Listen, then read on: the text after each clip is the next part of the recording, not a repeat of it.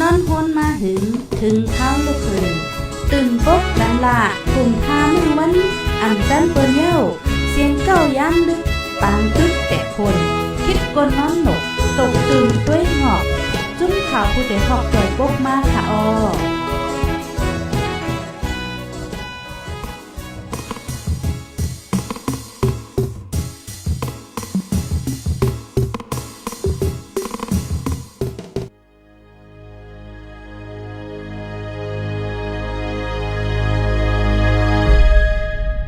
ฟังถูกหลอกเล่นกินเงินตังออนไลน์สีให้เธอจัดปานรูปส่วนไหนมีมานำหมายลงเดินลังตังออนไลน์สีถึงดีบ่มากมีหลีเปลี่ยนในตอนนี้อย่ายุ่งเสียอ้วนยังส่งเงินปันจุ้มก้นหลอกเล่นกินเงินมาตังออนไลน์ละล้าเนื้อเงินโครงการใหม่มีภาษีจับปันเงินกันละหลาย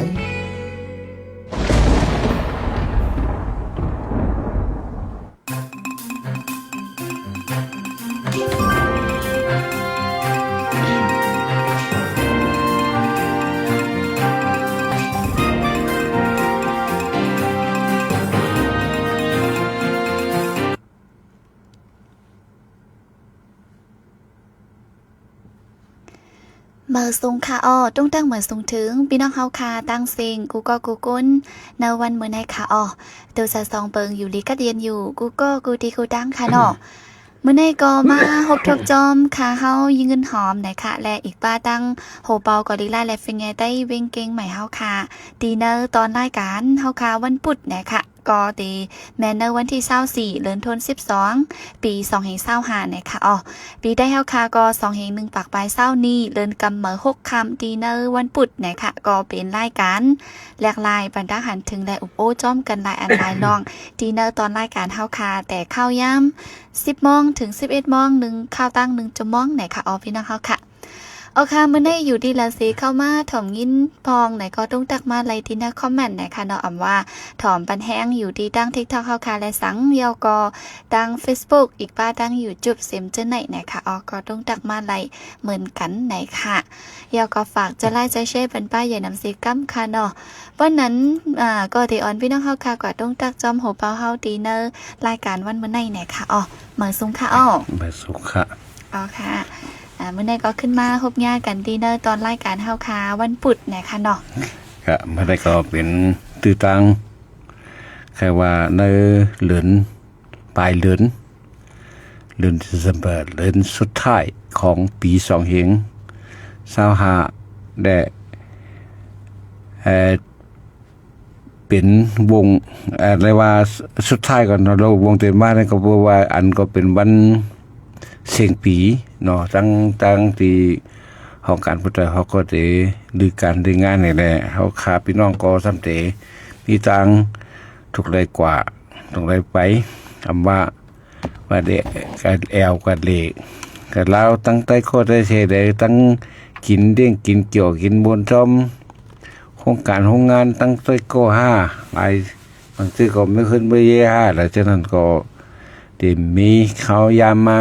นั่งขอมกันก็ประเด็นแรกมันให้ก็เลยถือว่าลงนาวงว่าเขาว่าลงนาปลายเดินแทงวงว่าเดินว่าวงได้มากกว่ามันเป็นวันเสียงปีพอดีก็เป็นอะไรในวันเมื่อไหร่เขาขาก็เลยมาคบทบกันก็เลยมีช่างก็จะเลยใคร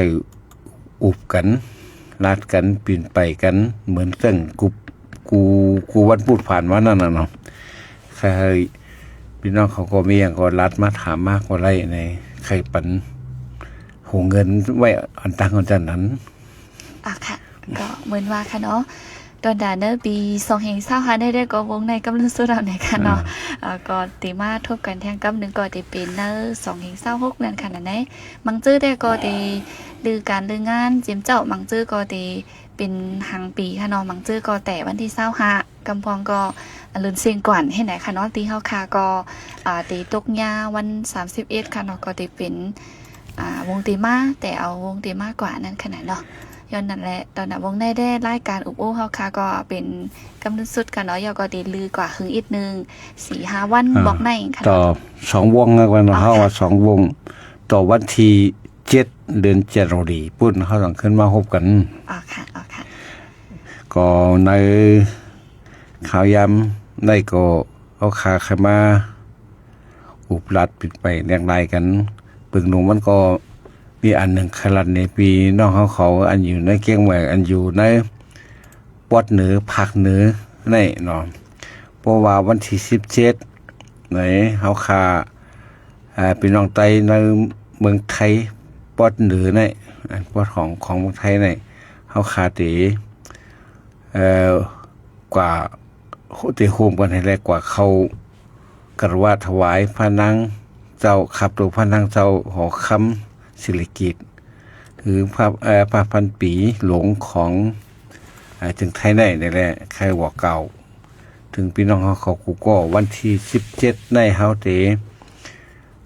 คบกันคอนกันตีสนามกีฬาเทศบาลเชียงใหม่ได้เนาะตีตั้งหลังวัดครูเต้านั่นแหละเฮาตีออกลูกที่นั่นแหละคอนตุงวันที่นั่นได้ออกว่าวันที่18กลางในดีกว่าแถวกรุงเทพอ่อนก่อนได้แถวกรุงเทพก็แถวอยุธยายาวเนี่ยเฮาค่ะก็ตีล้างหน้าล้างตาสุกหน้าสุกตากันเนี่ยปิ่นลายโคหนุ่มโคไตสีลำสีขาวสีกรมสีฉ่อมล้ำมันว่าอันไรก็ไล่ก็เขาตีกว่าคบกันตั้งเป็นน้องไต้อันมีอยู่ในเมืองกอกระยองหลายตีชลบุรีเฮา5หลายจังนั้นเป็นน้องไต้เฮาอันมีอยู่ในเมืองกอกก็ได้เป็นน้องไต้เฮาขาดตั้งบ่ตั้งเสียงอันตั้งปอดเนือในและสังปอดในเมืองกอกและสังเฮาขาดถึงยากันที่สนามหลวงที่นัดกันพัดกันไว้นั่นและเข้ากว่าถวายไว้ขับพานังขับตัวพานังจะหอคำนี่แหละอันนี้ก็บอกกล่าวกันถึงพี่น้องเขาก็ให้ได้สืบบอกกันเนาะอันมีกรุงเทพก็ดีมีอยู่ในปอดเกียงไหวเกียงไฮเมสายเมห้องสอนกุติเมสอดเขาจะได้พี่น้องแต่เขาขาตีปอดตั้งเดือนแล้วเขาก็เดี๋ยวมาควันกันที่เกียงไหวและลงกว่าปอดอันอยู่ตั้งในย่องเนี่ยชลบุรีเนี่ยพัทยาเนี่ยอย่างเช่นก็มาควันกันที่กรุงเทพ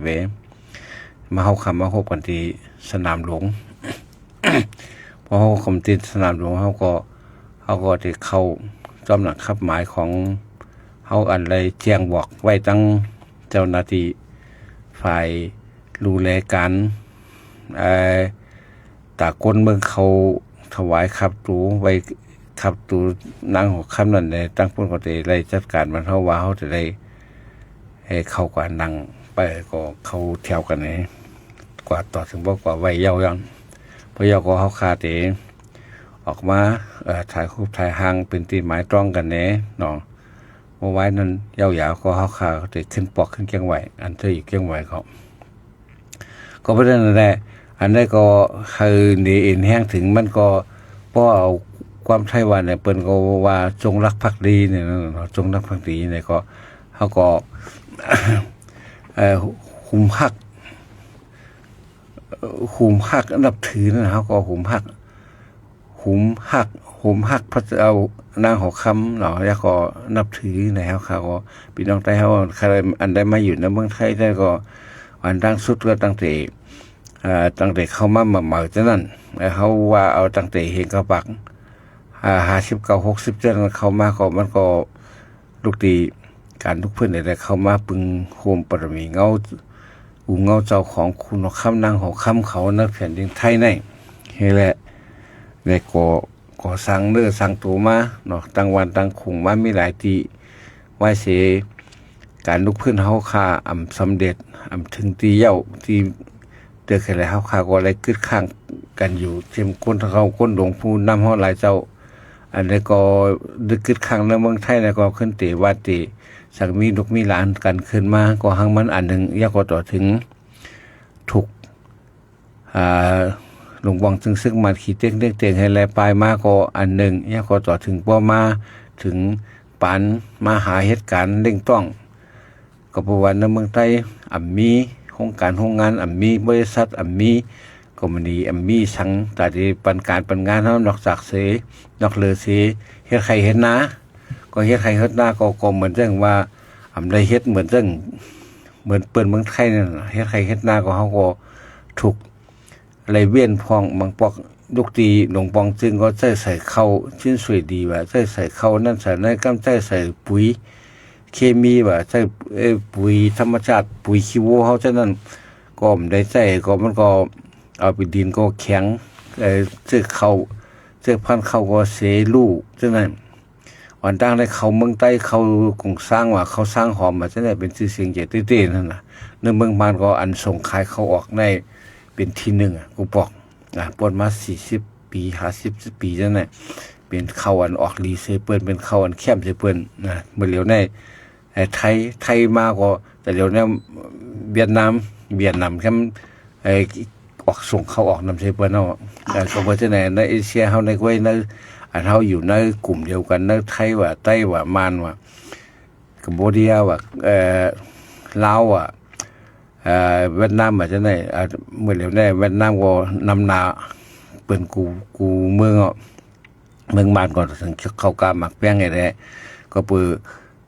ซื้อกว่าซื้อว่าจังได๋ย่อมตัวเพราะอะไรมันก็เฮ็ดให้พี่น้องคนใต้เฮาอันในเมืองใต้เฮามีโรงงานไหนก็จังได๋หลังส่วนกำนำกว่าหลังใดเข้ามาเมืองไทยมาเหตุการณ์ในเมืองไทยนั่นสังว่าเมืองเฮามีโรงงานมีอีสังในมีการมีงานแล้วก็มันก็เต็มมากก็เนาะก็เพราะว่าอันนึงก็ฝ่ายนึงก็ถูกซึกจุกซุ่มยิบกวางกลางหลายๆซุ่มเป้กินขี้เต็งเก็บขอนเก็บเข้าเก็บเงินนี่แหละอำจางเอาแต่ละมาใส่บันเขาไรนั่นน่ะเพราะว่าเฮามีการมีงานก็ตัดได้กินยังเพราะเป็นยาว่าแต่ที่เอามาใส่บันในซึกซุ่มนั้นซุ่มใดในแค่นเดือดใจนั่นก็เป็นได้อ่อนกันเข้ามาก็มาสั่งลักปักสั่งเหตุการณ์อยู่ในเมืองไทยจะได้ในก็ตั้งนำตั้งหลายกว่าไว้มาก็ปอเมก็มีเผยตัวเนี่ยก็เอาปอเมมาแทงมาเลี้ยงมาลูกว่าในก็เฮ็ดให้เมืองเขาก็ห้ามไตเฮาติ๊กๆว่าเมืองหน้ามาก็เมืองเขาเป็นเมืองเปิ้นจะเกิดชื่อมันก็เมืองใต้น่ะสังอินมาเปิ้นก็ได้เปลี่ยนชื่อว่าเมืองใต้ย่านบ่ซื่อในแลเฮาขาอะไรมาปึงอิงในปึงลงมันก็เป็นบุญบารมีพระนางเจ้าหอคำและเจ้าหอคำตนที่เก่าพระนางเจ้าหอคำตนที่เก่าย่าก็เจียมเอาสมเด็จย่าเนาะเมเจ้าของคุณคำเขาจะได้จังเตเป็นนั่นมากกว่ามันก็เหมือนเรื่องโครงการลอยตุ้งว่าโครงการจอมหอยจอมลอยจะได้เฮ็ดให้เจ้าเขาปีน้องก้นลอยก้นอย่างเช่นก็พออยู่ไรเลิกกึดการผูกผินผูกยาให้อะไรมาผูกหมักผูกหมือผูกหมักไม่ตั้งกินนี่แหละให้เป็นคุณงามความดีอันเฮาไรสร้างปันพี่น้องใต้เฮาก็เปิงลงมันอันตั้งอันเฮาดีเลยกำสื่อแน่เหมือนจังวันบักหมอก3จังได๋เป็นตีศึกใต้เฮาขาเป็นผู้อ่อนหัวขาอะไรมาขึ้นหรืออย่างให้แลว่าเสต่อสู้กันตั้งศึกมันคือยาวมอยาวในก็อะไรถึงนั้นเป้แล้วเขาก็อะไรสั่งลักปักสั่งอยู่ในเมืองไทยเนี่ยตอนนั้นมาก็เจ้าหอค่ำนางหอค่ำในก็อะไรมาเยี่ยมได้เสด็จมาเยี่ยมมาหลูมาต้วยมาแบ่งมาปันมาสอน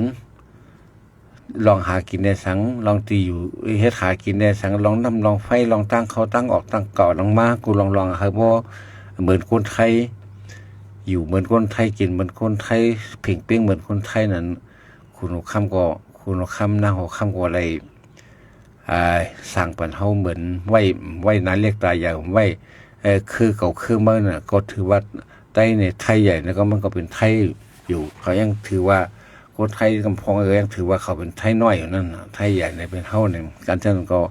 การเบอร์เช่นอันลงปองจึงนั่นแต่ก็มันก็เป็นส่วนหนึ่งนั่นน่ะอันตี้อันเงียบว่าอันมีวัดมีไว้ว่าอันลองวัดลองไว้ว่าฉะนั้นก็เกี่ยวกับเจ้าหน้าที่เนี่ยมันก็เป็นลองกฎหมายลองวันเมืองอันหนึ่งเพราะว่าลองสายเลือดลองปืนลองเสื้อจัดเสื้อเครื่องไหนอันนี้ก็เฮากำนำได้เฮาเลยปึงหญิงอันปีน้องคนไทยอันเป็นสาติอันเป็นเลือดไทยเต้ๆอันเป็นเจ้าเป็นคุณนั้นคือคุณเอาคำขอเจ้านั้นเต้ๆแหละก็เปิ้นไหนในปังจ้าปังซ้อมอัน นางหอกคำเศรษฐกิจ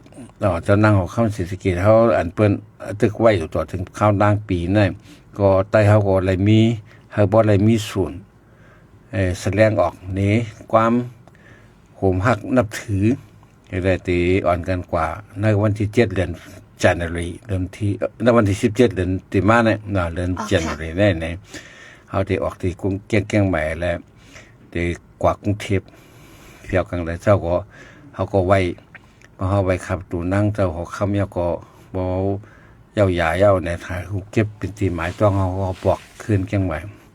กำนำได้ก็เพราะว่าฉะนั้นในเฮาขาดได้กว่าจังมันได้กว่าซึ่งในเฮาสิขาดรถบาทกว่ารถบาทก็สิมีการใช้จ่ายการลดตั้งกว่าตั้งมาก็1ก็1,700เนาะก่อน1,700ในของเป็นการลดการตั้งการลดการน้ำมันลดจังนั้นน่ะก็เพราะว่ารถเพราะว่าเป็นก็รถก็กัน2กันก็กันกว่าของเพิ่มมันเนี่ยมันก็ดีกว่าหากันหยาบนั่นน่ะดีกว่าหากันหยาบก็ไม่เข้าในกรุงเทพก็มันก็ดีหาที่จอดที่กึดมันหยาบก็บ่ได้รถแต่ติดได้ไปเฮาตั้งนอกนั่นน่ะนอบ่มือเฮากว่าเข้ากว่าไว้ที่ในหอในบางพระแก้วในนั่นเองมันก็ที่รถไว้ติดได้จอดไปก็บ่ได้ชุนรถมันได้จอดไปตีเร็วกันมันก็ง่ายนั่นน่ะเพราะก็บ่ได้เพราะเฮาได้กว่าหลายกันเฮาได้มีหลายกันเนี่ยเฮาก็แจ้งตั้งเจ้าหน้าที่เขาที่พูดเจ้าหน้าที่เขาก็ที่จัดการไว้บรรเฮาว่าที่จอดรถชุมนั้นชุมไหนแต่มาชุมใต้พี่น้องใต้เกียงใหม่ตั้งเกียงใหม่เขาตั้งปอดเหนือภาคเหนือแต่มาเนี่ยคนก็ที่ชัดบรรเฮาที่นั่นเนี่ยก็พอถึงข้าวยามมันก็เขากับสารกันนักที่จอดรถก็เย้าอันนั้นก็มาหาเอานั้นอันมันเป็นรองงายเนี่ยอันนั้นก็ใครบอกในปีตึกน้องใต้เฮาขาใครตึกชนพี่น้องใต้เฮาขาถือว่าไอ้นี่ความโหมฮักนับถือก็จะจงรักภักดีนั่นน่ะน้องคำจงรักภักดีเนี่ยก็เฮาขาเบิกซัมบะเขาในเป็นฐานะเป็นใต้แล้วก็เขาแต่คนใช้เสียก็เขาก็ยังนับถืออยู่ก็เพราะว่าอันนึงเขาอะไรมาปึงปรมีน้ำดินหินผาเมืองได้ก็ข้างมันอันนึงเนาะแล้วก็อันเปิ้นก็จะไว้เหมือนเขาเหมือนจังคนไทยกูก็เปิ้นก็อันเปิ้นกว่าห้องเผอมันเข้ากว่าไว้เขากราบเราไว้จังนั้นมันก็มีอยู่นะพี่น้องไทยเฮาว่าอันกว่ากำนากำมันตั้งก็มีอยู่ไว้ค่ะอันนั้นเฮาได้กว่ากันเป็นหมู่เป็นพุงเป็นซุ้มเมื่อคุณว่าคำเจ้าก็เฮาค่าพี่น้องไต้ตั้งในเกียงใหม่นั่นก็ตั้งนั่นก็คน4ปากปลายนั่นเฮาก็เลยเขาเคารพนับถือก็ไว้ขับตูเจ้าหอค่ำไหน มือ ปีนั้นก็แม่นในเหลือนที่โนเวมเบอร์ค่ะก็วันนั้นก็เดี๋ยวว่านักหนาแล้วก็ใครไว้นักไว้นาแล้วก็ฝากบอกถึงพี่น้องเฮาค่ากูก้นอันทอมยินอยู่ที่ไหนเนาะอันมีอยู่ในเกียงไฮ้มีสายเมืองฝังบอกจำว่ามีห้องสอนมีสลิงว่ามีสอดว่าที่ไหนเฮาค่าเดี๋ยวมาคอนกันที่เกียงใหม่ที่สนามกีฬาเทศบาลเกียงใหม่อะไรก็ลูกที่ไหนออกก็ซ้อมกันค่ะอันแน่บอกว่าได้เหมือนเรื่องการลดกากินย่ำๆซึ่งได้ออกข้างกุ้ยกันอากาออกของกล้วยเพราะก้นมันก็เพราะว่าก้นมันหนำนั่นน่ะมันเขาก็มีงบเหมือนกันเลยการลดในก้องก็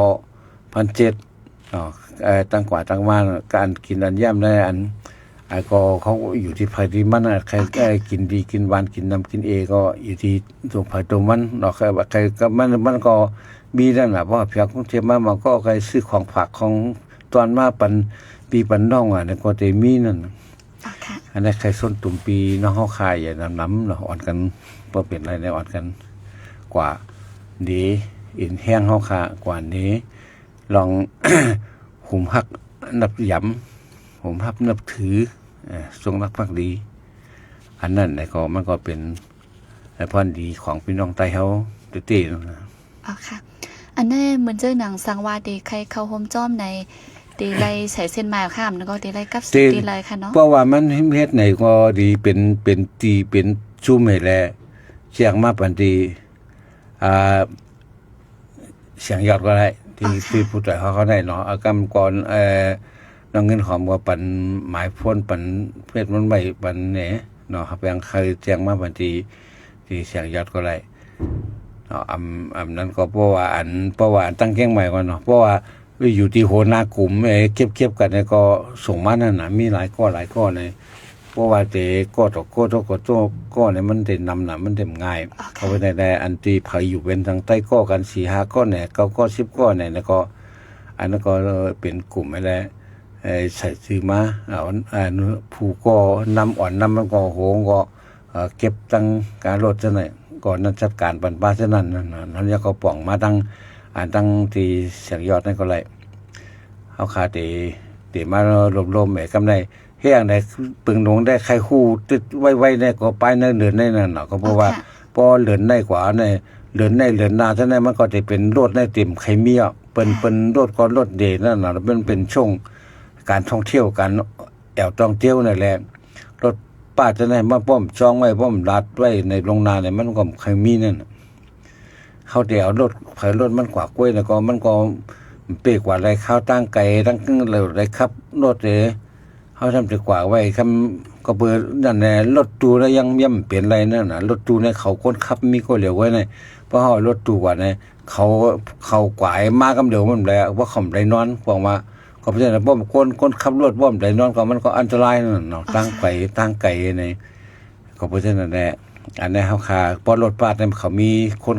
ขับมีเปลี่ยนกัน2ก้อนนั่นน่ะก้องขับกว่าก้องขับมาเนี่ยก็ไรนั่นก็เพราะฉะนั้นแหละเขาก็ปามความปลอดภัยของมันอันหนึ่งแล้วก็อันนี้เนี่ยเขาก็อันหนึ่งนั่นเขาก็เคยพี่น้องไทยเขา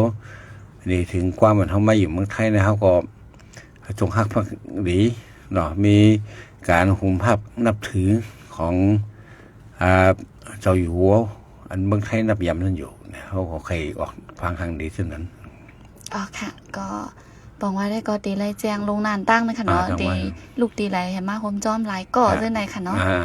ลูกตีไรอยู่ที่ไรเพราะว่าวันนั้นตีไรมาข้าวไหลไหนเช่นนั้นเพราะว่าจะปันตีอยู่ติดต่อมาเฮแลติดต่อมาตั้งที่ผู้ต่อยคอกตั้งที่เสียงยอดเนี่ยนั่นก็เขาก็ว่าติดญาติเนี่ยก็ติดปันข้อมูลไม่ติดรัดกันเช่นนั้นนั่นอ๋อค่ะพี่น้องเขาคาถามมาว่ามือเลยค่ะนั่นไหนอ๋อวันที่17เดือนหน้าได้อ๋อวันที่17เดือนเขาได้กว่าวันที่17เดือนจันทร์นั่นนะเขาได้กว่าวันที่17เดือนตุลาคมบอกเตียงเนี่ยนะเขาย่ากันที่สนามกีฬาเทศบาลเชียงใหม่นั่นนะเพราะว่าเตียงเนี่ยเขาย่ากันก็อันถูกไรป้ากว่าแล้วมันก็หลงป้าซื้อป้าโคอย่างนั้นอันโคเขาหนุ่มกว่าแล้วเราได้จุ่มเนี่ยชุดเนี่ยยาก็คู่อันตาเดกับเขาคารว่าไว้ผสมขับตัวนั้นพนังเจ้านั้นโคไตชุดเนี่ยโคไตสีลำสีดำก็ไรสีขาวก็ไรสีโก้มสีสอมลำก็ไรเนาะก็กำลำแล้วเพราะเป็นสีลำในก็มันก็เต็มเหมือนกันเสียงกันกำในยาก็ลองวัดลองไหวใช่ไหมป้ากว่าของเพิ่มมันเพราะว่าเป็นกำลำได้มันก็มีอันเบอร์พาสปอร์ตแต่มันมีพาสปอร์ตมันมีปัญหาฉะนั้นเนาะอันเขาว่าเบอร์พื้นที่สูงว่าเบอร์เรื่องเบอร์เขียวเบอร์ขอบแรงว่าเบอร์อย่างเช่นนั้นมันส่งได้พวกกว่าตั้งส่งได้ย้อนตั้งย้อนเบอร์เลื่อนตั้งเนี่ยนั่นก็นั่นได้เขาเจ้าคนก็ยิบในแต่หูดีอยู่นั่นเนาะก็เพราะฉะนั้นเขาคาอันเขาว่าได้วันที่12 โมงวันที่17เนี่ยเขาย่ากันที่สนามกีฬาก็วันที่18นะครับแถวกรุงเทพแถวอยุธยาเพราะแถวอยุธยาเขาก็จะสุกนาล่างตากับแถวอยุธยาก็มันก็จะเข้ากรุงเทพว่าสุกนุ่งโคตรเขาก็ลายคู่เขาที่นั่นเนี่ยก็พอเขาก็พอยาก็เขาแต่ก็แถวสนามหลวงว่าสนามหลวงก็รถเจ้าตีเอาเขาลงที่สนามหลวงเขาก็ตั้งนัดกันตั้งพี่น้องใต้เขาที่กรุงเทพระยองเนี่ยคือแล้วก็ชวนบุรีเขาอย่างเช่นหลายทีก็มาย่ากันที่นั่นเขาก็เด็กเขาว่าจอมกันอ๋อค่ะบอกว่าได้ก็เขียนโหป้าเขียนดีนั่นน่ะเนาะเขาครบเขียนเขียนโหในเคบอกคนใจเนี่ยเขียนโหสีขาวก็ไรเนาะอ๋อค่ะโคตรล้ำนะ อ่ะค่ะวันนั้นได้อันดีโหบ่คาลาดก่อนเมื่อกี้ได้แลบได้เป็นขอตอบตอนตาพี่น้องอันที่ถามมาค่ะเนาะมีวัดว่าอกว่าไรอยู่5ในนั้นอ๋อ เพราะมันในอันที่นั่นแหละก็คือว่าเฮาว่าการต่างๆนี่มันเจ้าหน้าที่ของกฎหมายเพิ่นก็ทำมีนั่นน่ะเนาะอันนั้นเฮาก็ฟ้องถืออะไรไปปึงตรงว่าใจก็เฮาว่าลูกไรมีวัดมีไว้นะที่เพราะว่ากับแถวตีนใต้ก็มันก็จะได้แซงที่ไรหนีวัดไว้เส้นทางใดนะมันมีแซงไว้พื้นที่สูงแน่ไว้โหดสูงแน่อย่างเช่นนั้นมันมีแซงครับเขาจะให้นั่งเป็นชุดไว้นั่นน่ะเนาะ ค่ะ แกอันเข้าก็ได้เข้าว่าเหมือนกันซ่อมกันนั่นน่ะก็เขาอันนึงแล้วเขาใครฮู้ว่าเปลี่ยนก้นอีสังพ่องเปลี่ยนก้นอันยิบใบสังพ่องแล้วก็อันนึงลองนึงก็มือป้นมาแล้วก็เขาปันชันชาติ อ๋อ เป็น ค่ะ ชันชาติก้นขึ้นเมืองนั้นไผก็ได้กว่าฟังเพิ่มได้กว่าฟังกึดซึ่งฟังไหนอันนั้นเขาก็ตีไล่ข้อมูลนั่นน่ะการป้อมมีไว้ทางไหนเขาก็จังเอาข้อมูลนั่นเพราะว่าอันนั้นเพราะว่าไม่ว่านั้นมันก็บอกว่าแล้วเขาเบิ่งผิดกฎหมายเขาได้เขาที่ว่าซั่นน่ะเขาก็จำตามันก็จังกดจังถามจังนั้น อ๋อค่ะ ใครปึงตรงนั้นใครมีไว้นั่นน่ะ มีวัดไว้นั่นขนาดเนาะ มีวัดไว้แล้วผมมีวัดไว้แล้วมันก็หยาบ ตีหยาบค่ะเนาะเหมือนเจิงว่าบ่มีไว้ก็ตีตั้มใจอินเปิ้นทัดถ้าได้ก็ไว้กำนั้นค่ะเนาะบ่มีได้ก็ทำตีไรไม่ใจอินย้อนเปิดข้าวตั้งมันก็ยาวไกล พวกก็กับเพียวต่างสังว่ากับเพียวเหมือนจังเพชรบุรีว่าเพียวนครสวรรค์กำได้ทำว่าไล่เนี่ยเพิ่นเอาลงไว้จังได๋มันก็หยาบนั่นน่ะก็เขาก็ติป้ายก็ไล่ก็ติแปดไว้ก็ดีเต็มแปดไว้กว่าก็ซ้ำป้ากว่าไล่เนี่ยมันก็จะหยาบนั่นน่ะเนาะฉะนั้นก็เขาครูว่าคิดว่าเข้าใจเหมือนกันครูโง่อยู่ อ๋อค่ะอ๋อค่ะอ๋อค่ะพุ่นนั้นพี่น้องเฮาค่ะก็นึงก็ถามมาได้ก็เกี่ยวจ้อมร้องในค่ะเนาะคือการกินโจมที่ถามมาอยู่ในค่ะถามมาว่า MTA เฮาก้อยในเป็นย้อนเผอค่ะสังว่าเขาเจ้าก้อยเมืองใต้แลบตีไลเต้อยู่ค่ะอยู่เนาะไหนอ๋อ MTA เขากว่ายันเผยได้มันก็เรียกว่ากำจัดตาของเขานั่นน่ะกว่ายันกำจัดตาของเขานั่นน่ะอันนี้หนึ่งในอันหนึ่งเพราะว่าดัดถึง MTA ในตาได้เป็นมา MTA ก็มันก็ลูกที่ SUIA และ SUIA เป็นมา TRC ว่าเป็นมา TIA ก็เป็นมา MTA เพราะ MTA ในก็เพราะว่าอันหนึ่งในมันก็อยู่ที่ป้ายวนของก้นหลงมันมีหลายฝ่ายเหมือนอย่างก้นหลงฝ่ายตั้งฝ่ายของ SUA ก่อนเนาะก้นหลงฝ่าย SUA ในกำนั้นเนี่ยจะเป็นเหมือนว่าตั้ง SUA ในอันเจ้าคุณสาเขาคุณแซงเขาพลังเขาอังชื่นเขาเส้นนั่นน่ะเป็นเขาจะได้เป็นโหเก้าโหเงาอะไรมาห่มพร้อมทั้ง TRC ได้ก็เปิงลงมาแล้วก็ตื้นอ่านเราเมืองใต้อยู่เย้าเนาะก้อยกาเอ็นแห้งซ้ำมาอยู่ที่เอ็นแห้งซ้ำอยู่ที่ฝ่าย SUA ได้กำนำก็ซ้ำเป็นเขกำพองไงแต่ลองกันเมืองในที่ไว้เบาวางอยู่พองนั่นเนาะเปิงลงมาในเขาได้ลื่นสุดมาก็เพราะว่าวายเสียเจ้ากั้นยอดออกกว่าเย้าในเจ้ากั้นยอดออกกว่าในฝ่ายหนึ่งก็ฝ่าย SUA เนี่ยใครไว้ใส่ฝ่ายใต้ป้อมใครไว้เจอฝ่ายใต้เนี่ยเขาก็หลอมติดต่อกันตั้งซึกมันเพราะว่าคุณสาได้ตีเข้ามาเมืองไทยก็ไม่ได้ก็ว่าเป็นคุณหัวคำยาฝิ่นนะก็พ้องนั้นก็เมืองไทยก็ป้อปิดอึดหลานการติดต่อเขาออกโหเมืองไหนมาเป็นใครหิมปีอ่ะเนาะเพราะว่ามือปันนั่นไหนเพราะก็ได้เพราะว่าคุณสารเนี่ยมันก็สร้างกว้างแหละเลยสิก็ได้ก็ซ้ำยุ่มใจใต้แทงนั่นน่ะมันยุ่มใจในตับซึกถึงใต้ SSA เขา SUI เขาอันมาโฮมกันไว้นั่นแหละมันก็จังอุปมานกว่าก็มานก็เข้ามาในตั้งใต้กำพองดำคู่นั่นน่ะก็เหมือนจังโหเมืองได้ไหว้เสคุณสามารถได้จังขึ้นมาตั้งก็จะอยู่ก้อยกาไป ปังเหมือสูงกำก่อซะไหนมันเป็นปังมาเจมเบอร์มีมาเจมเบอร์3ปากปีปลายเจมเบอร์4ปากปีเจมเบอร์พระนเรศวรเขากว่าตั้งเข้มฉะนั้นมันมาเพียงเลยบอกนั้นย้อนเปิดไว้ MTA ว่างครึ่งอะไรมาจากมาอยู่ซ้อมปังกำก่อเหมือสูงซะไหนมาติดโฮเรียนดินไทยซะไหนอันนี้รัดว่าเป็นตั้งพิษเผยเป็นเผยแล้วก็พี่น้องใครหยิบยอมมาตีหูไว้ที่เขาเจอไว้เนาะว่าซึ่งก็อันคนอันเหตุการณ์มักมีได้คนเหตุการณ์ซื่อสัตย์นั่นนะมันมาข่มกันมันหยาบมันกว่าสำคัญอะไรเลื่อนสุดมามันกว่าสำคัญอะไรเนี่ยมันหนีฝั่งห่างออกมาที่ไหนอ๋อค่ะคนซาได้มันก็เป็นปอกขีเมตัยในแป๊กซ้ำมันให้การกล้าอยู่แล้วก็มันมีอำนาจมันเป็นตัวพระเอกมันก็เขาว่าเขายกเป็นคุณคำว่ามันเป็นคุณคำไว้ปันเอาเงินมันปันมันใจเนี่ยก็มันเป็นคุณคำใจเงินอะไรนะเว้ยก็การตัววันว่างแผนได้ได้มันเป็นในนั่นมันเป็นซุ้มเขียเผือก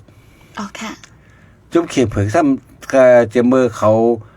ก้านขี่แรงอะไรเขามาเมืองใต้นั่นน่ะที่เมื่อเห็นกับปาก59นั่นแหละเขา49นั่นแหละก้านเขียเผือกเข้ามาในเมืองใต้เพราะเข้ามาเมืองใต้เนี่ยก็เป้กินไตแล้วก็เปิงลงมาได้เขาไหว้เสียกว่าตั้งไต้หวันเอาในกว่าตั้งที่ก่อไต้หวันเอาในก็คนเขาก็เอากว่าก็พองกึดพองนั่นน่ะกำไรตาดีพื้นขึ้นขี่เลี้ยงในเขาก็ต่อถึงวันเมื่อในเขาตั้งมีนานนั่นน่ะก็พื้นอะไรเนี่ยเขาหู้เสียตาก็ได้ใจเขาได้ตั้งเปียงตั้งขี่เลี้ยงไว้อยู่ก็ไม่ได้ในอันตามันมาอยู่แล้วเมืองใต้ไม่เสียเกมาหาเงินเนี่ยก็มันก็อันนึงก็เป็นน้ำต้นพ่อนดีตาส่วนตัวอันนึงก็เป็นอะไรคู่ข่าวคู่เงาเกี่ยวกับลองขี่เลี้ยงแผ่นดินใหญ่นั้นเขาเฮ็ดช่างอยู่ก็บอกมันมีปัญหาไว้ได้เกณฑ์นั่นก็ใต้เขามันก็ญาถูกจากมันนั่นถูกจากมันเป็นเหยื่อมันกว่าฉะนั้นทั้งนำทั้งลายนะเจ้าใต้คุณใต้ใช่ไหมสับฝ่ายก็เขาเหตุการณ์เชื่อจัดวันเบื้องในเขาซื่อใส่น่ะพูดดีห้อมกดงอห้อมมีปรีเหมือนเมื่อเร็วนะเพราะมันตัวการเมืองไทยว่าการเมืองมันว่าเขาอันซื่ออันใส่เนี่ยมีอันกดอันงออะไรอันตาได้เป้เปิ้นตาได้เหรียญเปิ้นตาได้ล็อกได้เป็นอันนึงได้เป็นอันนั่นก็เพราะฉะนั้นแหละการเมืองเขาเมือง MTA ไกวกันแล้วก็มันก็ดีก็เพราะว่ามันมี2ฝ่ายนึงได้เฮ็ดตัดเสื้อตัดฝ่ายนึงเฮ็ดตัดมักมีส่วนตัวก็เพราะฉะนั้นมันก็สังร่วมเลยติเลยว่าเบอร์คนใต้เฮากำจะมาของเฮาเนี่ยสิมื้อเห็นก็บัก46 47มานั่นไอ้ปองไหนต่อถึงเสียงอันล่มกดปังแบบ MTA เนี่ย2เหงก็เอาเหงก็บัก96น่ะอันในปองในอันดูใหญ่ซุ่มลงอันปิ่นปังลงหวานนั่นว่าเฮาอ๋อค่ะอันดูระยะเยี่ยมๆได้ลงว่าก็อ๋อค่ะอันได้ก็บ่ตุ้ยขึ้นได้ปื้นได้ดีหาหนูค่ะเนาะสั่งชื่อว่าลูกก้อยกว่ามึงได้เฮา2ตีแลบไล่แลบตีเป็นหือไหนค่ะอ๋อเบิบครั้งนั้นน่ะบักใต้นั่นน่ะซึก MTA น่ะกูไม่ไล่ต่อตั้งแต่แดนดินปอดของต่อถึงแดนดินปอดซานปอดออกกุมได้หมดล่ะก็เพราะฉะนั้นแหละเพราะว่าใครก็ว่าเมืองใต้ก้นคอกำนั้นอ๋อค่ะจนเพราะว่ามันมีลองแตกแยกดูแล้วนะแต่มันก็ใครก็ว่าเปอร์เซ็นต์มัน90% แล้วก็ก็เปิดไล่ให้ไล่สร้างของอันนี้แหละมันก็มีปัญหาเกิดขึ้นมาไม่มีปัญหาก็มันก็ล่มได้ง่ายๆเสียงกองก็แตกเมืองใต้ก็ตกกว่ากับในเสียงกองก็แตกซึกใต้ก็ MTA นั่นก็มันก็เมืองใต้แล้วก็ตกกว่าแทงกัมนั่นเห็นก็ว่า47 48ก็เสียงกองก็แตกอ๋อค่ะค่ะก็มีดังหันถึงมาทางอันนึงค่ะเนาะวันนั้น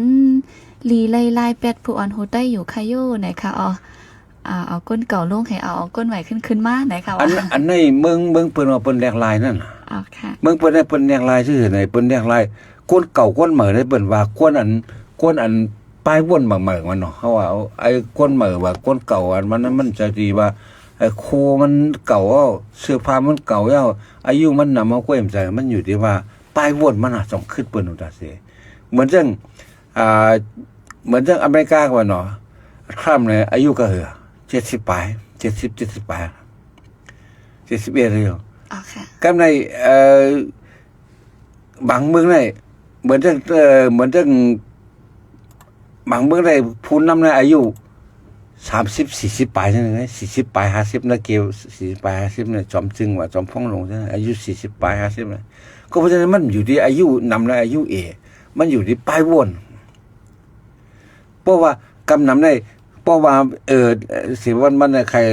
กว่าได้มีการเลือกตั้งวันที่7ของเมืองไทยที่ใครซับแรงนี่มาลัดนี่ลองไล่เฮ็ดเปิ้นกว่าลองไล่เฮ็ดของปาร์ตี้ของประชาชนนั่นไล่เฮ็ดเขาขอซื้อบางพวกได้โกนเก่าอันยามเป็นพ่องเตี้ยนอยู่ได้อันเป็นตัวเตี้ยนอยู่ได้ยังเอาล่ะปีนี้เขาที่เลือกทาง69นั่นน่ะเขาเอา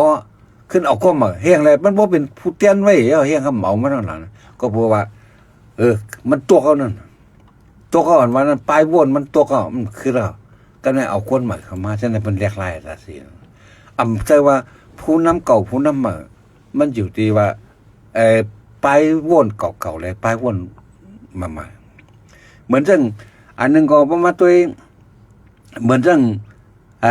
ปลายมวนว่านักร้องอาจารย์เขาก็มาตัวเหมือนจังเมืองไทยนั่นน่ะเมืองไทยเนี่ยเขาห้องความไทยห้องความลูกทุ่งลูกกรุงแล้วก็สตริงอ่ะหน่อปันมากำในยาก็เหมือนจังห้องความอังกฤษใต้เท่าล่ะพวกห้องความใต้เนี่ยมันฉงกันมันถูกใจหนาวอ่ะก้อยกะเหมือนจะเฮียงที่เสียงที่เสียงในเฮ็ดความมันนำเลยเสียความไทยอ่ะก็มาเนี่ยมันเพนำมันเลยขายนำเลยสิเพราะว่ามือความมันเนี่ยเมืองมันมี48ล้าน50ล้านก็มันขายอะไร2ล้านเนี่ยก็มันแคบนะเพราะในเมืองไทยมันขายอะไร2ล้านนั่นน่ะมันขายอะไรแสนก็มันแก่แล้วกว่าความไต้กว่าคนเดี๋ยวซื้อถอมมัน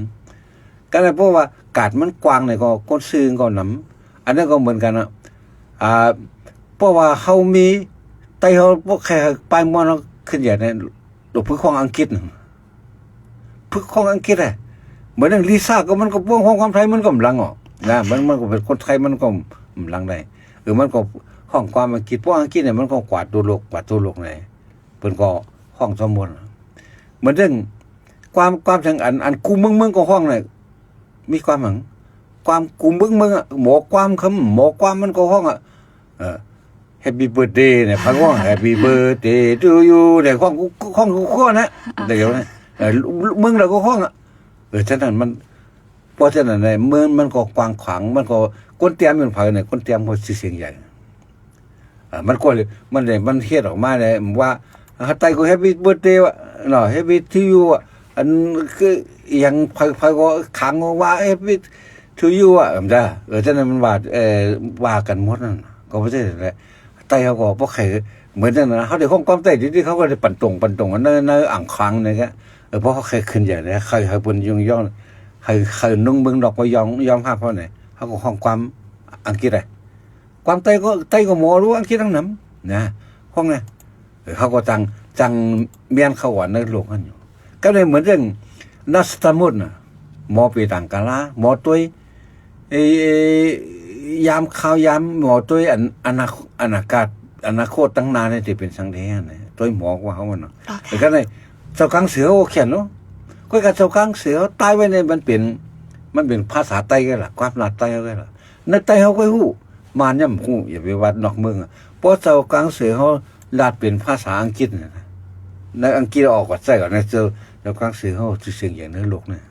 ก็กันได้มีไต้เขาก็เป็นก็เพราะฉะนั้นอันว่าการผู้นำเก่าผู้นำเหมือนมันจะอยู่ที่อายุโคนงมันอยู่ที่ปลายวนจงคืดซ้อมกาบซ้อมปานมันตัดเสียเลยก็เลยพวกมันเลยเหมือนเรื่องว่ามันกันนะปาร์ตี้ของประชาชนเมืองไทยเนี่ยเขาเอาโกนเก่าเหมือนเรื่องปีงเขาไล่สอบที่อ๋อค่ะโกนอันเด็กเข้ามาได้เขาด้วยว่าเป็นเผอเขาด้วยว่ามันมีน้ำกัด แล้วก็มันต้องมีสัจจะมันหักสื่อสารวันเมืองเทียแล้วก็มันอันใครมักมีใครมีสีเสียงไว้ฮะใครไรเงินไรต้องใครเป็นใหญ่เป็นลงแว่นเนี่ยเขาทัดว่าหมดนั่น1 ปี1 ปอกนี่เหมือนเรื่องเลยเมื่อว่าสอบดีกว่าตัดเสียนั่นน่ะสอบการเฮ็ดการสั่งข่าวนั่นก็มันก็เลยสอบเหมือนกว่าเข้าหาคนเมืองซื่อมันก็ละโตคนเมืองซื่อเฮ็ดคืออะไรเขากำในปีอันที่เลือกวันที่8 เดือนเฟบรุยวันเฮียงกับบัก2แห่งเศร้าข้างโคกเนี่ยมังโกคนเก่าๆเป็นผู้ยันมาอยู่ก้อยมันป้าอะไรกับสั่งป้าอะไรเนี่ยก็เบอร์กวนอันมาเหมือนได้เขียนใช่มั้ยนะกวนอันเขามาเหมือนเนี่ยเขาเขียนใช่มั้ยนะก็เพราะฉะนั้นเพิ่นไล่ก่อนนั่นน่ะเพราะฉะนั้นอันเพราะว่าอันเป็นเก่าๆนั่นอันบ่ฮ้อมเปลี่ยนตัวบ่ฮ้อมเมตัวเนี่ยเขาก็สิตกนั่นน่ะเพิ่นก็สิมาป่วนเฮากว่าอันนี้ธรรมชาติของมันน่ะพวกเขาขึ้นพวกมันขึ้นไหลก็เขาขึ้นต้องบนขึ้นน่ะนะเขาก็ตกพวกเขาทำขึ้นแล้วเนี่ยพวกคนไหลเพิ่นขึ้นกว่าเพิ่นป่วนเฮากว่าเฮาขึ้นแล้วขึ้นอยู่ที่กลางคนไหลนะบอกว่าเพิ่นป่วนเฮาเนี่ยก็มันก็แปลกใจแปลกเปลืองสังกันนั่น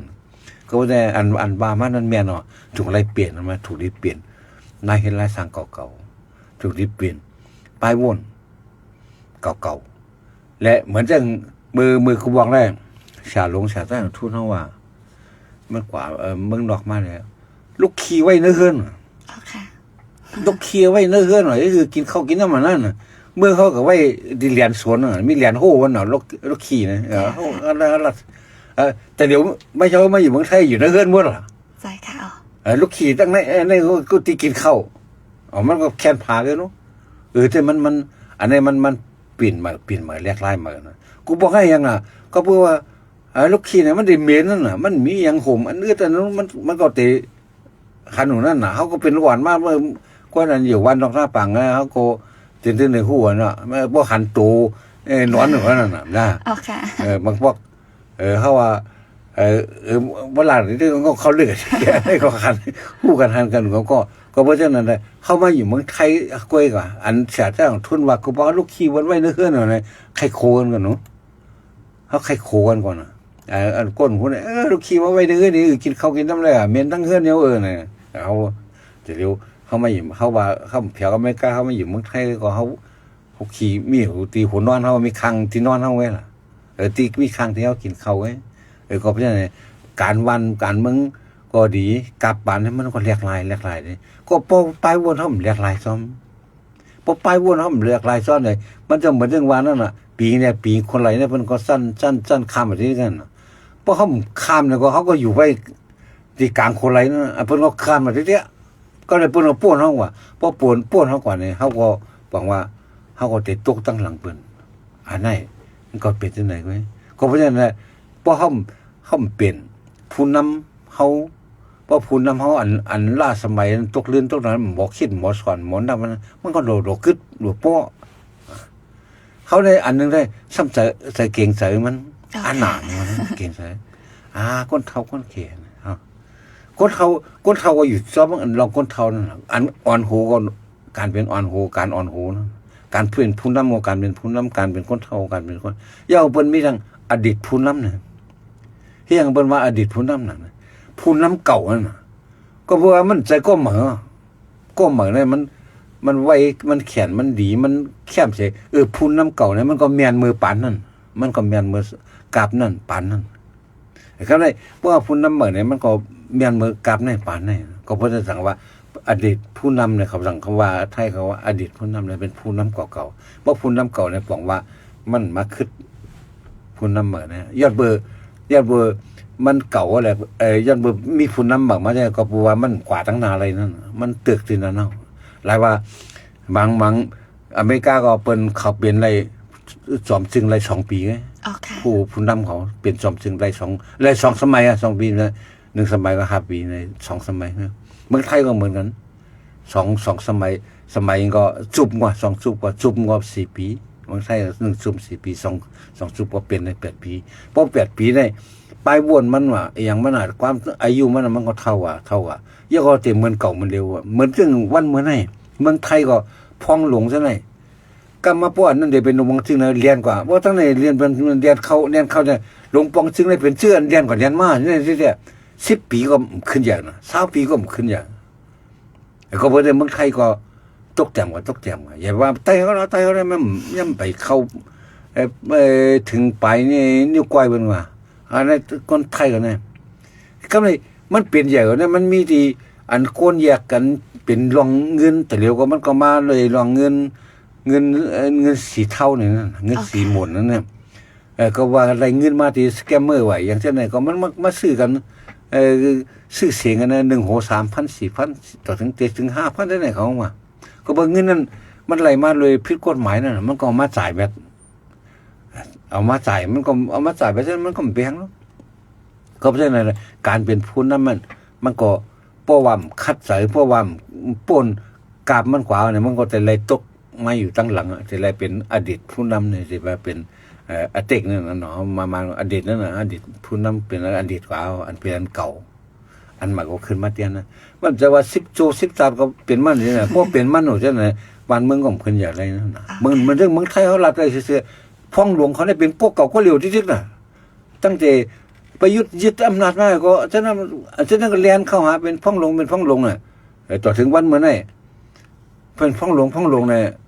ก็เป็นจุบฉะนั้นก็มันปั่นกับปั่นมาคนฉะนั้นมันก็บ่ว่าเฮ็ดจับจุบนั้นก็มันก็มีอย่างดีขึ้นมาทางปวงก็ดีมาทางปวงก็ดีบ่เฮ็ดนั่นที่รู้จักว่ามันใครตกลื่นตกหลังเพิ่นแต่เดี๋ยวนี้ใครเป้งมานใครเป้งลาวต่อเต้สูงในมานอินต่อเต้สูงในลาวอินเว้ยสูงในเขมรอินเขมรน่ะมันโกกินนั่นน่ะแต่เราสูงในเขมรนี่ซะก็แต่คำในกัมพูชาเนี่ยเนาะว่าก็สูงโกกินมันจังหวัดตึกมันกูมันก็ได้อันเวียดนามได้กว่าทุกกว่าคำก้าวหน้าคำหน้ากว่านี้ฮะป่นกว่านี้นะวันเมืองบนก็เขายังเป็นซึกเป็นเสือใหญ่ลงทั้งอเมริกาแล้วเขาก็เขียนในลูกเพื่อนอเมริกาอะไรเนี่ยต่อถึงวันเมื่อไหร่เขาการมักมีเมืองหนึ่งเมืองไหน1ปักปึงมันดีปักปึงเอาปึงซึ่งเมืองอ่ะเนาะปักปึงดี2การมักมีดี3การแก่นแข็งนะว่าการแก่นแข็งตั้งแห้งซึกเพราะว่ามีการคอร์รัปชันนะการกินเงินการอย่างมามืออะไรก็ก่อยเหมือนนั่นน่ะนาเฮือนก็เย่ามุกซุ่มก็เย่าการกล้าก็เย่าเพราะมีการกินเงินหมดแล้วก็ก่อยกำเดียวอันจนก่อยที่เนี่ยก็ว่ามันใครเขาว่าที่นั่นน่ะก็เพื่อเปลืองลงมันก็การกินเงินกินสู้กินลาบคนนี้นะการคอร์รัปชันใช่ไหมเฮ็ดให้วันเมืองขึ้นอย่างไรเฮ็ดว่าวันเมืองก่อยเมืองเฮาเหมือนกันละใหญ่ว่าซุ่มการเมืองว่าเป็นเหตุการณ์กล้าโฮมกันเนาะแต่เพราะว่าเฮาสิใส่เฮานี่ก็มีการคอร์รัปชันต่อกันเนี่ยเฮาก็ก่อยมันอยู่การเงินก็การวันเมืองก็เป็นที่ไหนมาเหมือนถึงผู้นำเนี่ยมันลำลองเต้ๆมันถูกรีเปลี่ยนนะมันถูกรีเปลี่ยนนะในเต้ๆในเปิ้นลาดก็เฮาบ่หลีหูของเขาน่ะอ๋อค่ะก็ถูกเลยย้อนโป้น่ะก้อยกับมังโกมันใครนั่งนักลงมาใช่ไหมมันก็หยาบใช่ค่ะเลยเหตุผลทางไหนมันงอตัดแต่ไรมีก่อนเนาะแต่ไรมีเหตุใดผลเขาก็มันไรว่าเหมือนเรื่องผู้นำเนี่ยมันก็เต็มขึ้นการซื้อปานอะไรเนี่ยเขาคงว่างก้อยกับพอเมื่อมีอันเตนั่นมาเขาก็เต้มันจนเหนือราคามาเหมือนในความใต้เขาว่าไว้น่ะเสือตายเสือเตี้ยนว่าใช่ไหมเลี้ยนตายเลี้ยนผุดในความเขาก็ว่าไว้อันดีเจ้าเนี่ยอันถามมันอ๋อค่ะก็ยินจมเหมือนกันเลยค่ะเนาะเพราะว่าถามมาจังไหนก็เลยยินลองใหม่ๆอันใหม่ๆเอามาอุบกันนั่นขนาดเนาะเอาค่ะในก็เป็นข้อถามตีอุบโอมาอันลีเต้ๆเนี่ยค่ะเอายินจมใหญ่นำค่ะเหมือนเจังว่าค่ะเนาะในก็ตาวันเมือง1ลูกเตขึ้นอย่ามาสูงนั่นลำลองเต้ๆค่ะเนาะมือป่นมาย้ำยินว่าโอ้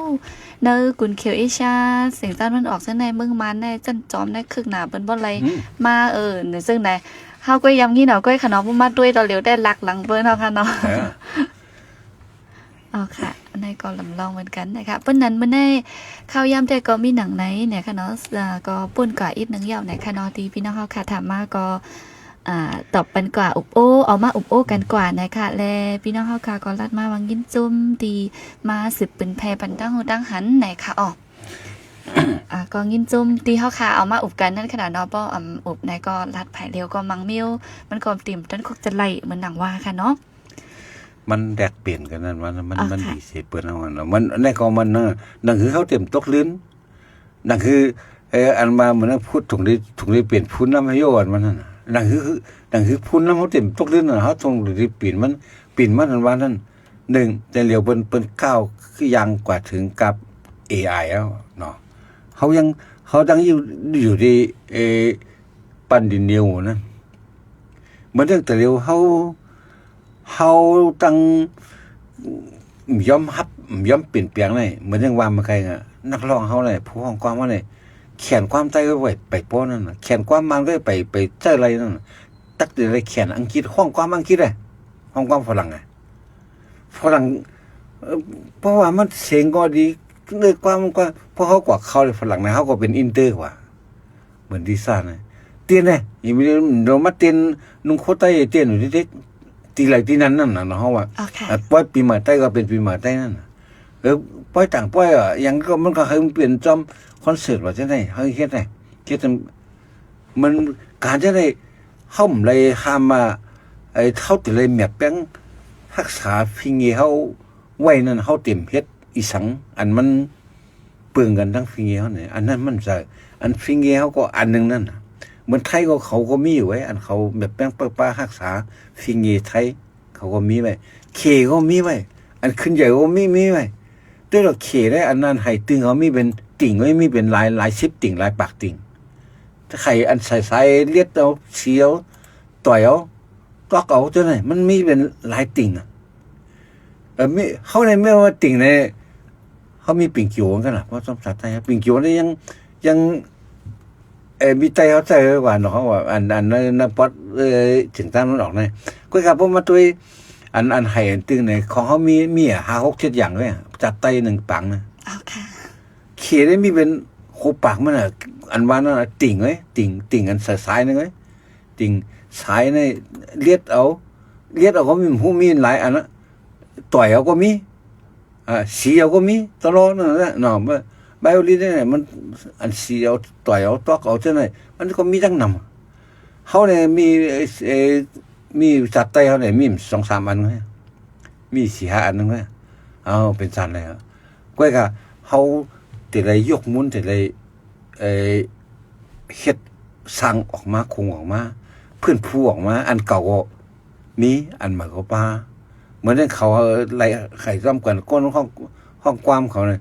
มีทั้งปานเก่าปานใหม่นั่นน่ะไข่ซ้อมกันเครื่องมันกว่าเครื่องไข่ซ้อมกันทั้งปานเก่าปานใหม่เครื่องปานเก่าก็มีเครื่องปานใหม่ก็มีแซกโซโฟนก็มีปีก็มีนะปีน้ำเต้าก็มีปีลมก็มีแล้วก็ปีแซกโซโฟนจะไหนก็มีมันจะไหนจะไหนเขาจะไหนให้เฮ็ดให้เข้ากันไรกว่าซ้อมกันไรอันเก่าก็เขาหายอันใหม่ก็เข้ากว่าซ้อมแทงแต่ว่าพิงดีพิงฟ้ามดียากพิงมึงดียากพิงฟ้ามดีถอนในอันนั้นก็เห็นใจอันใหม่ก็หลงไรเอาแทงนั้นอันเก่างมถอนก็จะอยู่ก็ไอ้การบางอันในเขาก็ถูกไรเปียดมันหนูไว้เหมือนจังจะได้ว่าสีเป่าเก่าห้ามเหมือน2 รอง4ว่าฉะนั้นมันอันนั้นมันจะเขาสักแบบถือไว้ดีๆกันกำไว้ดีๆก้นเขาก็ถือไว้ปานเหมือนนั่นแหละแต่เป็นพรดีเป็นมีพรดีอยู่ว่าก็กับปานเหมือนนั่นวันที่10พลังเขามีวันที่13เนี่ยเขาก็ถือพลังมีลิบมีจันมีโรงแรมสั้น13มันมีคำเฮ็ดก็เพราะฉะนั้นแหละเขาก็ถือก็คำถือเขาถือในสิราก็วันที่13เขาก็ออกตั้งไว้คือวินเขาก็เรียนไว้โดดเขาก็เรียนไว้เขากว่ามากเขาได้มือ10ดีเข้า9ดีออกว่าสิเป่าเก่าห้ามมือ2 รอง 4ว่าฉะนั้นมันเฮ็ดใจอย่างนั้นน่ะวันนี้เฮ็ดหากินเฮาบ่ไปมีหยังกำผีลงนากาเปิดทางออกกับผีลงนากาเปิดทางจานหรือว่าเปิดทางตัวกว่าจังน่ะฉะนั้นมันบางอันบางหลังอันไหนอันยุ่มยำจังก็ยุ่มยำได้เฮาว่าว่าอย่าไปยุ่มนะเพราะอันต่างอันเฮาผมเอาเขาผมเฮ็ดเราเนี่ยมันจะอันว่ามั่มไกว่าพูนน้ำมาถูกดิเปลี่ยนแล้วแหน่1เขาก็ถูกไรว่อนพูนน้ำมาถูกดิเปลี่ยนแล้วแหน่2ตัวพูนน้ำมาถูกไรว่อนเก่าได้ถูกดิเปลี่ยนแล้วแหน่ มันหนูมัดแจกเลยเพราะก็อันนึงได้มันก็จะมีเดียวเพิ่มมาเฮ็ดเขาซ้ำตายเนี่ยเสือตายเพราะเสือไปตายก็เสือไปฮัดแต้นเก่งใจเลยนั่นเปิ้นซ้ำหิมกันนู้เปิ้นซ้ำหิมกันเฮ็ดล่ะเปิ้นหิมมันเฮ็ดคนหลวงเปิ้นมันมีหิมกันเฮ็ดคนหน้าเปิ้นหิมมันคือผู้นำเขาซ้ำโกเลยเฮ็ดผู้นำพอมีผู้นำก็เขาก็เก่งใจมัดกว่าหิมมันบ่ก็เอากูเปิ้นว่าน้ำผู้กูกี้จู้ไอ้ยังมันนำเอาไปแล้วเจ้านั่นนะค่ะวันนั้นได้ก็มีหนังไหนนะคะน้องยินจมกูก็ค่ะก็ค่ะย่ำเฮาซิงเอาและรายการเฮาคาวันมื้อนี้ก็ดีกึดไว้ดีในก่อนนะคะน้องสังว่าพี่น้องเฮาคามี4อันวนไว้ได้ใจเนี่ยก็ก้อยถามมาไล่แทงวงนาวงลื่นก่อนไล่ค่ะเนาะค่ะวันนั้นลื่นสู้จ่องที่เคมีขอความสังมื้อนี้ก็ในขับหมายรายการของเฮาคามันเป็นวันสุดท้ายกันเนาะว่าขับหมายเขาวันสุดท้ายได้ก็เสียงปีก็ใครส่งสั่งบอกมันพี่น้องเขาอะไรมีสติวิทยาแก้มตัวไว้ตาเสเนาะเขาว่ากำในมันก็ถึงเขาเปิดยุดการยุดงานในออกตางว่าแล้วเช่นนั้นก็ห่างแค้นกันพองสติกันพองวิทยากันพองนั่นน่ะเนาะอันกินอันเกี่ยวก็เหมือนกันอย่าไปกินป่นลืมตัวป่นนั่นน่ะเนาะกินป่นเกี่ยวป่นนี่แหละเขาเหมือนเรื่องเมืองไทยได้เขาก็เพราะว่าจำเชียงปีใหม่เขาก็มีอันตราย7 วันเนี่ยอันตราย7 วันเนี่ยตั้งแต่ก่อนจะถึงปีใหม่ต้องถึงหลังปีใหม่กว่านั้นกำนำได้มันก็กินในเมาขับรถ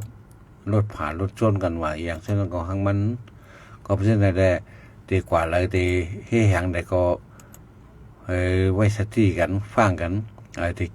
กินในก็กินที่หอที่เฮือนนั่นได้มันไปแหงนั่นเนาะย่าว่าก็กินนั่งดอกแล้วก็สร้างพิษสร้างแผกกันมา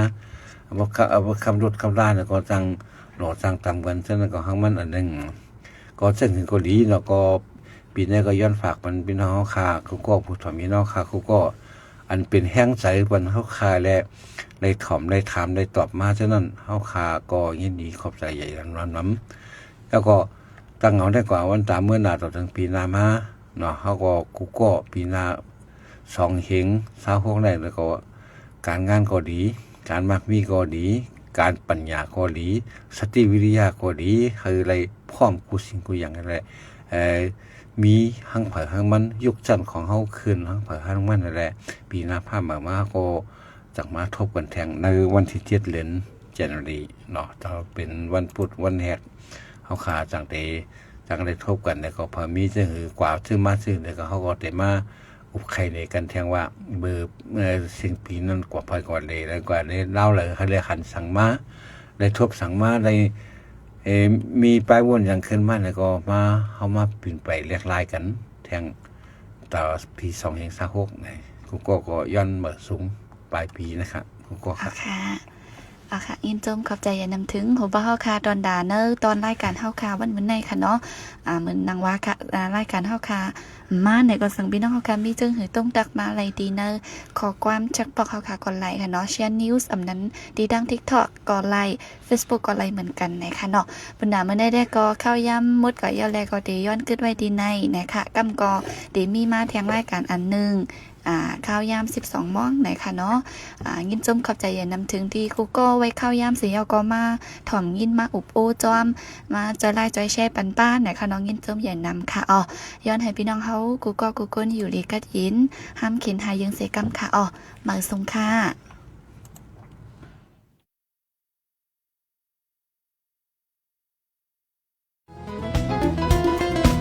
ผู้โดยหอกคานปากพาวฝากดังตู้เสียงโหใจก้นมือ SHAN Radio